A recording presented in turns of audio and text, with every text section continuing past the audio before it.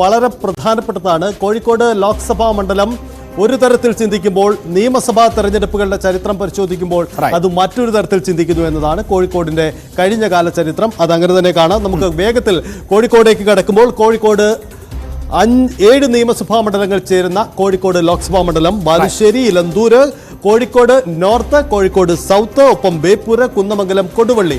ഇതിൽ കൊടുവള്ളി ഒഴികെ ബാക്കി 6 ഇടതു മുന്നണിയാണ് 2021 നിയമസഭാ തെരഞ്ഞെടുപ്പിൽ വിജയിച്ചത് എന്ന രാഷ്ട്രീയ ചിത്രമാണ് 2019 ശേഷം സംഭവിച്ചത്. ശരി, 2019 ഈ 7 മണ്ഡലങ്ങളും UDF-നൊപ്പമായിരുന്നു എന്നതാണ് കൗതുകകരം. അതായത് UDF-നൊപ്പം നിന്നിരുന്ന 7 മണ്ഡലങ്ങളിൽ 6 LDF-ലേക്ക് പോകുന്നു അടുത്ത നിയമസഭാ തെരഞ്ഞെടുപ്പിൽ. എന്തായാലും ഇത്തവണ മത്സരത്തിന്റെ പോരാട്ടം കടുക്കും എന്നാണ് പൊതുവെ വിലയിരുത്തപ്പെടുന്നത്. അവിടെ MK രാഘവൻ, അതായത് മണ്ഡലം രൂപീകൃതമായതിനു ശേഷം മറ്റൊരു MP കോഴിക്കോട് ഉണ്ടായിട്ടില്ല. MK രാഘവൻ തന്നെയാണ് കോഴിക്കോടിന്റെ ഇതുവരെയുള്ള MP.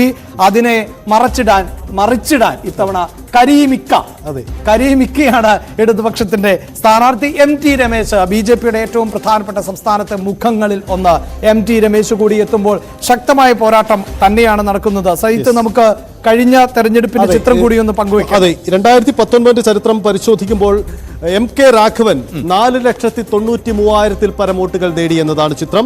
A പ്രദീപ് കുമാർ ആയിരുന്നു CPM ഇടതുപക്ഷ സ്ഥാനാർത്ഥി. അദ്ദേഹത്തിന് 4,80,000 പരം വോട്ടുകൾ. പ്രകാശ് ബാബു, യുവമോർച്ചയുടെ നേതാവായിരുന്ന പ്രകാശ് ബാബു അവിടെ BJP സ്ഥാനാർത്ഥിയായപ്പോൾ 1,61,000 വോട്ടുകൾ നേടി എന്നതാണ് കഴിഞ്ഞ തവണത്തെ ചിത്രം.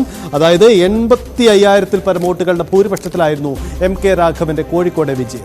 2009 MK രാഘവൻ PA മുഹമ്മദ് റിയാസിനെ ആണ് പരാജയപ്പെടുത്തിയത്. അന്ന് 3,42,000 വോട്ടാണ് നേടിയത്. 2014 A വിജയരാഘവൻ ആയിരുന്നു എതിരാളി. അവിടെ 3,97,000 വോട്ട് എന്നതാണ്. അത് പിന്നീട് 4,93,000 വോട്ടാകുന്നു. ഇവിടെ ഞാൻ സൂചിപ്പിച്ചു MK രാഘവൻ അല്ലാതെ മറ്റൊരു MP ഉണ്ടായിട്ടില്ല എന്ന്. അത് മാത്രവുമല്ല, MK രാഘവന്റെ വോട്ട് ശതമാനം ഓരോ വർഷവുമല്ല ഓരോ തവണയും, അതായത് 3,00,000 ആയിരുന്നു, അത് 3,97,000 എത്തുന്നു. പിന്നീട് അത് 4,93,000 ആകുന്നു. അങ്ങനെ ഭൂരിപക്ഷവും അതോടൊപ്പം തന്നെ വോട്ടും കൂടുകയാണ്. അത്രമേൽ ജനപ്രിയനാണ് അവിടെ MK രാഘവൻ. അവിടേക്കാണ് എളമരം കരീം എത്തുന്നത്.